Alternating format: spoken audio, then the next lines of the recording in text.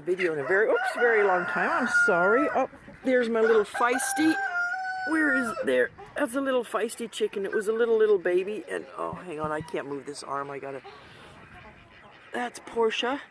Feisty because every time I touch it, it's gotta peck me a little bit, but it's getting older now. It's getting a lot better. And then of course, Portia here, who's a little jealous of other chickens that come too close to me. We've got Dingo, Bindi, and where did Maya go? Maya is, where did she go? She was here just a minute ago. She must have taken off. Who knows? They have access to the shooting range, of course, and all kinds of other places. I've opened up all the gates. Here's a little extracurricular activity I've put up. I've got one of those bottles, filled it up with grain, and poked a whole bunch of holes in it. That thing was full, I would say, 4 days ago. So as they peck on it, you can see little bits fall down, and it just gives them something to do. So if they're hungry, they can peck, and if not, they can just play with it. But I'll do the same thing. I'll actually put in raw meat so it goes bad, and then it attracts the flies. Put a big slot on top, and as it fills up with maggots and flies, they will actually eat the maggots that crawl out too. So I do those in the summer. Actually, there's my bottle from last summer. Still, I need to take those down, but anything that's in there is just gross right now, but it needs to be thrown out.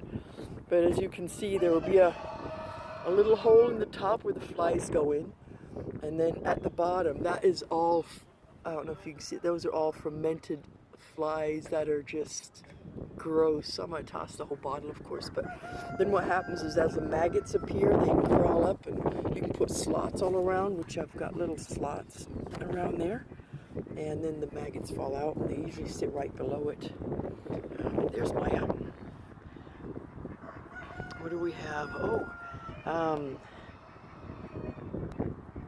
Guess who's been laying eggs? Waddles over there has a nest. Now every night I have to make sure that she is not, because last night by accident I kind of forgot to lock her up because she was sitting in this old, Bruce, hold on a second, you need to get out of the way, sweetheart.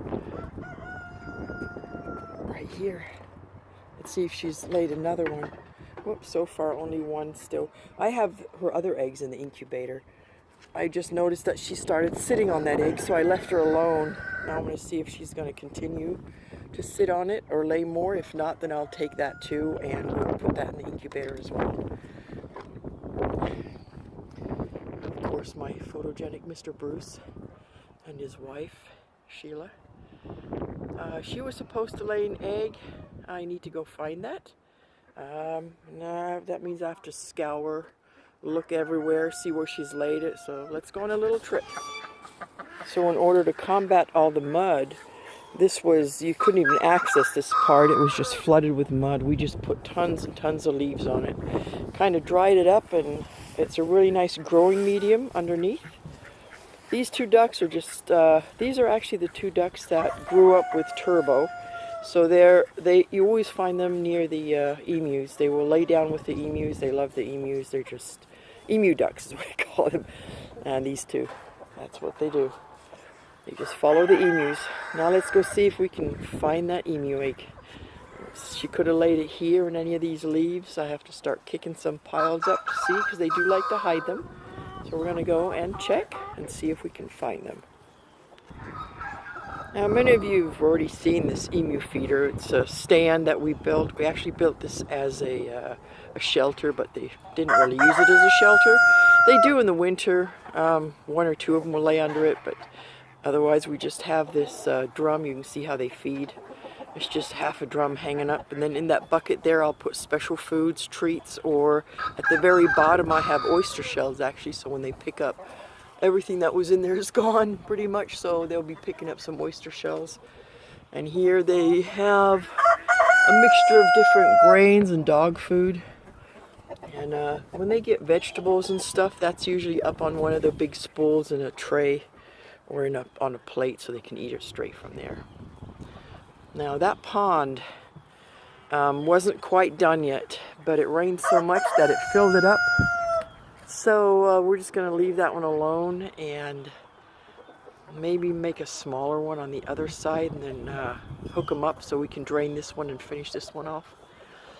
Because it filled up after we had all these storms. We didn't think it was going to. We thought it was going to drain out, but you know, it didn't. So back to square one. We're going to let him swim in it, of course, and then see if we can't finish it up this year. This is Maya. Isn't she gorgeous? Curious and gorgeous. She has a beautiful drumming noise that she makes. What is that, Maya? What is it? That's my finger. Unedible. Yeah. She's such a gorgeous, gorgeous girl. Yep, I love her. But then again, you gotta love them all, right? Can't have any favorites. Yeah, right. Hey, Maya. Maya, let's go look for Sheila's egg. Do you know where she hid it? No? Alright, here's some of my... Now this guy here, he is always gonna... Where is it? There's a rooster that... Him and that rooster every day chase and fight each other. I have no clue why. He seeks him out, and then the rooster will seek him out, and they'll fight for a little bit. One wins, the other one's off, and we're done. Let's see if he finds that rooster. I'm not sure if... Oh, I thought it was that one there, but I could be wrong. But who knows? He's going to go in and probably fight some rooster. It's always fun around here. So I was out here last night until about 9 o'clock because Sheila was pacing this fence line constantly. And normally she would follow me into the barn, and then I'd just shut the doors and she'll lay in the barn. And but she... Oh, see, I collect these when I find them. These little feathers. A little big. This is a big one. So she may have laid here in this corner since there's a whole bunch of leaves, but I don't particularly see an egg in here. I have to gently kick over some leaves and see if they've buried it. Oh no. Oh, they did. Look at that. There it is. There you go. So she's still laying, and today is... Oh, I'm sorry. I'm taking that because you're not going to sit on them because you're the female. And Bruce hasn't really showed the desire yet to sit on the ones that I found in the barn. So there is one egg. Let me see if there's another one, because that means one of the blondes has started laying, but it would be a little late to be laying now to start. It's March 22nd today. And yeah, I'm surprised she's still laying. This one here, Sheila. Now Sheila will mate with Bruce and with Dingo. Dingo is this guy right here. And he will mate up. Whoop, that's not Dingo. There he is. He's chasing Dingo. But they both mate with Sheila here. She has a boyfriend and a husband. Little slut. But she will mate with both of them. I haven't got it on tape with Dingo because I don't usually have my phone out here. But they are always, usually over there in that love shack near that love shack is where they go. And Bruce actually stands right by there and allows it, I guess. It's weird. But see, when we walk the pastures, we usually have a following.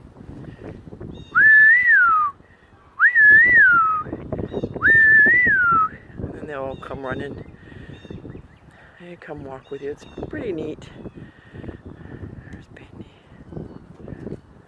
You're gonna chase him, Bruce. Why are you so mean to him, huh? I guess I know why. Keep on chasing. They don't harm each other. They just... Look at him trotting off like that. Give him a hard time.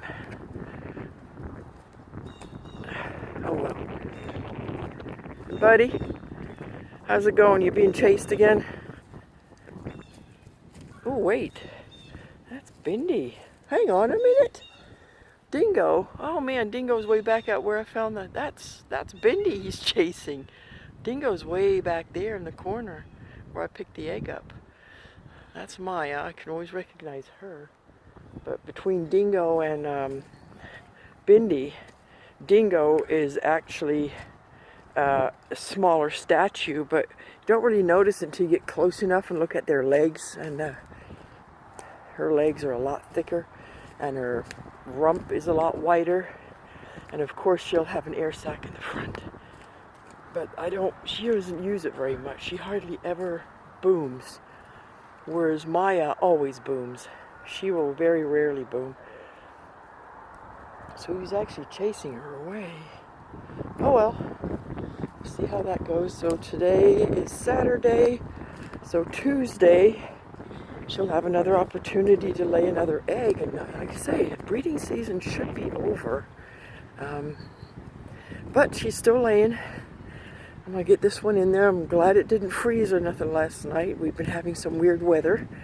And I came by this morning, but it was still dark and I didn't see anything, and I didn't want to kick around in the dark. But she probably just laid this today, though. Okay, let's go. Alright, I'm going to head back in, see what else we got to do. Got lots to do. Alright, you want to see something crazy? Bruce, right there, drinking out of that barrel. The reason I say it's crazy is because there's only 2 small holes in that rain barrel on top. But yet, they have 2 buckets. Open water. One there, and one over there. But no. He has to drink out of those 2 little holes in there. Well, maybe it's because this is getting a little... I got some leaves in there now. I just changed that out yesterday, but you know, still. Look at him. Oh, it's Boomerang. Never mind. Never mind. I was wondering why Bruce was doing that. It's Boomerang. Boomerang's a little doofus at times. But yeah, he's the weird one. He's usually the loner. He sticks by himself, except at night he'll sleep with Bindi. And they do like to go in the pond. Look at my big boy here. Look at Buffy. Getting old. He's the old man. He is such an awesome rooster. He takes care of his ladies so well. He's a good rooster. And then I got this one here. Weirdo. Big one, but I kind of have a feeling he might somehow be related to this guy, but I don't know how. And it could have been his offspring's offspring, so it might be his grandpa right there. Okay. Here's those 2 that duck will usually go at it with that rooster right there.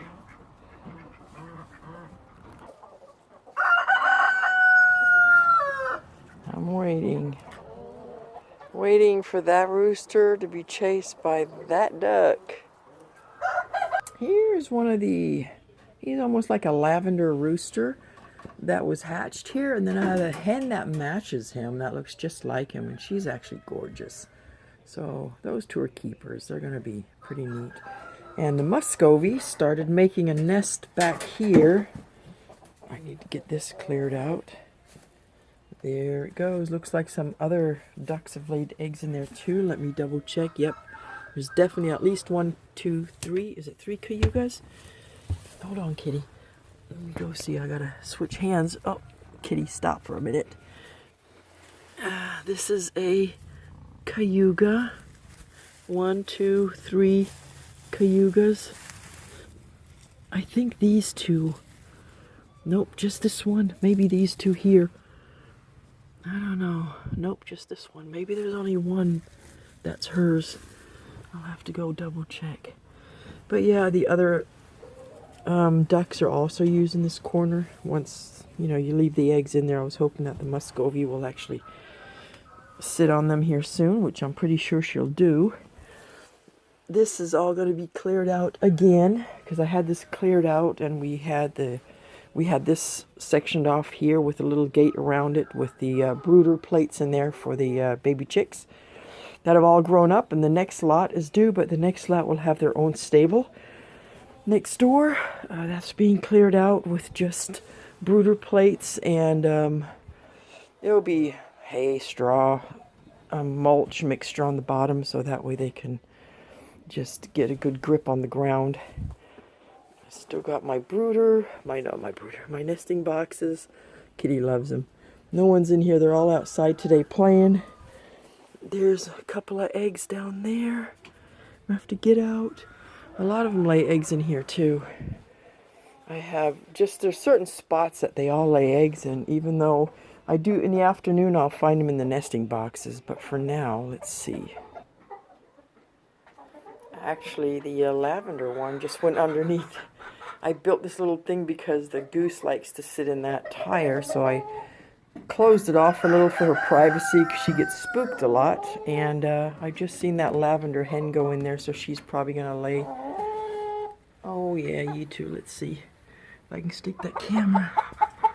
Oh, there she goes. She ran out. I'm sorry, I didn't mean to disturb you, but I have to follow Bruce around everywhere he goes. It's like they think he's the mama or something. There's the hen that matches that gray rooster. She's pretty nice. Yeah. She's a cutie. Oh, there goes that duck with that rooster.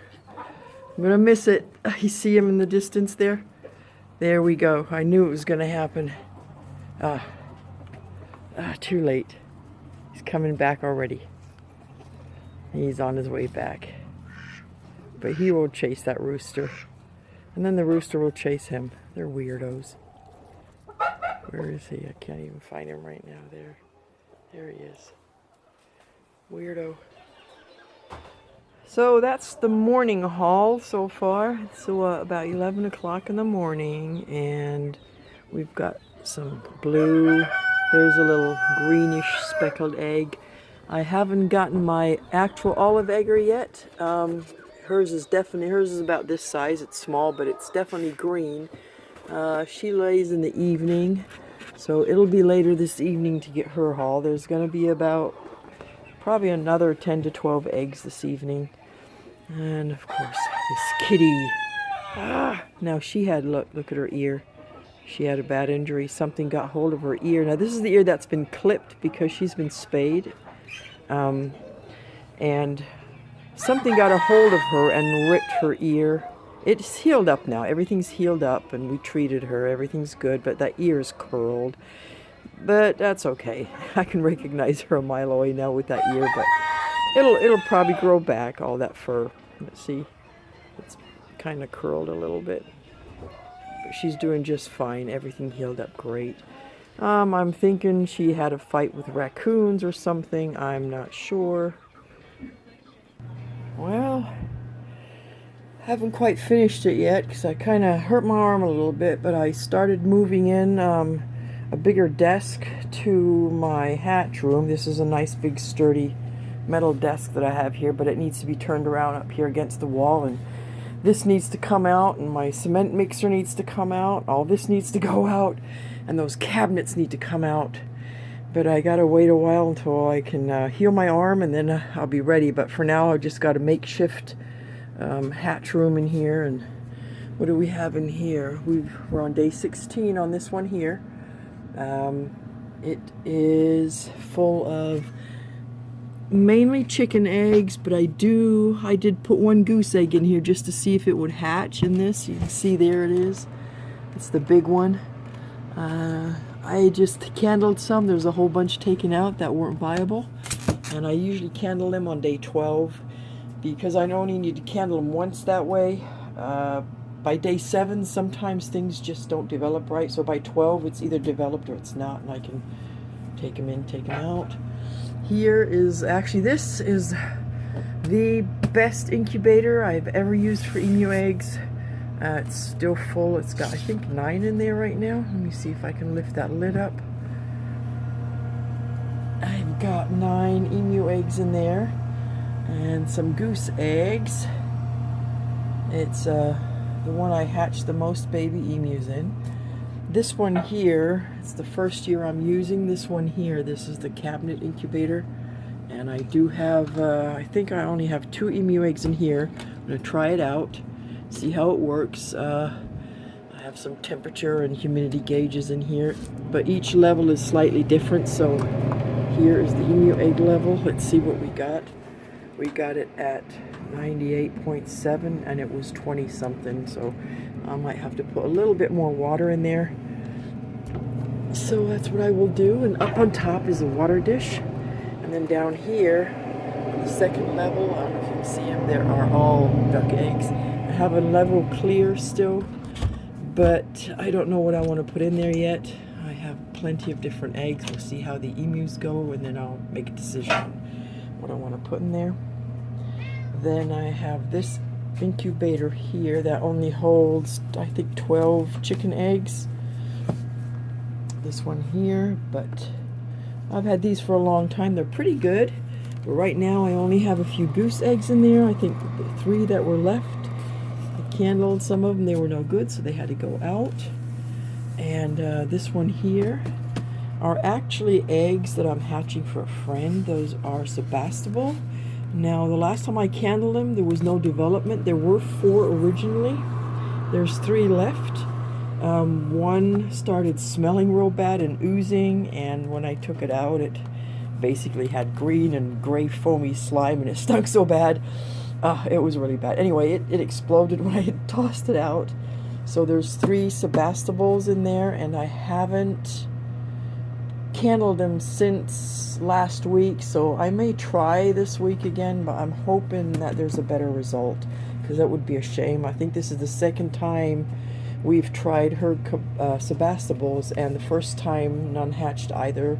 They were all non-fertile, not fertile, unfertilized.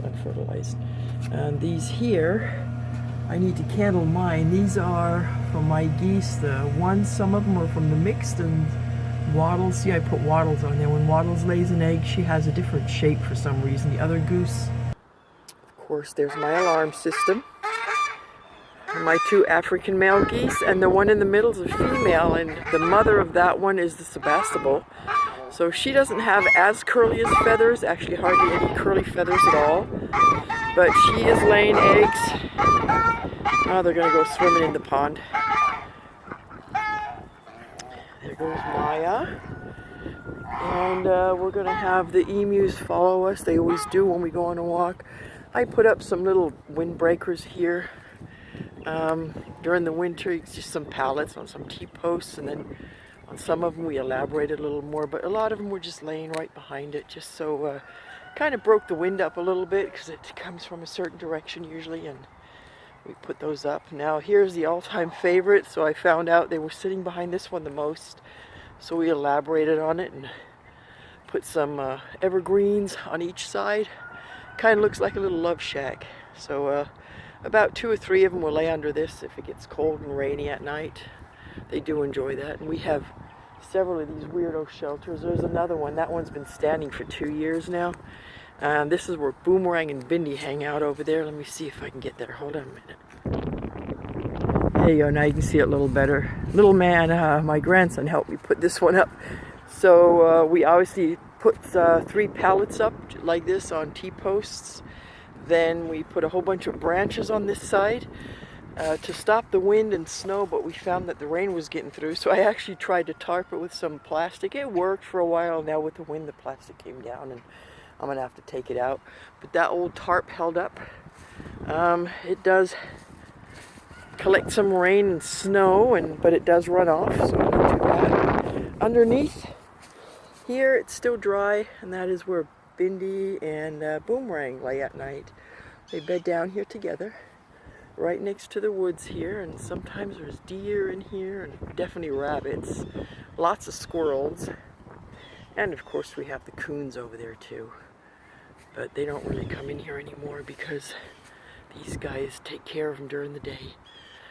We don't have any more foxes and coyotes and stuff come through, unless at night, but then at night everyone's locked up, so there's no danger of them.